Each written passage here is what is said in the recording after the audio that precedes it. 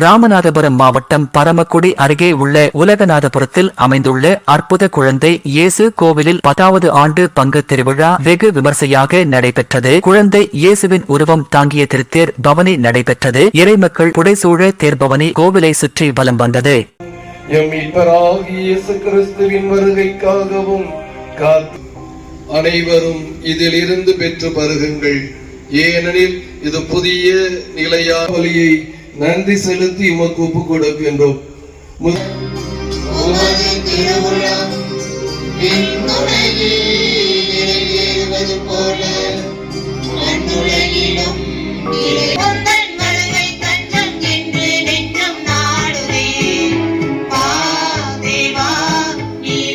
உமக்கு உதவி உண்டு.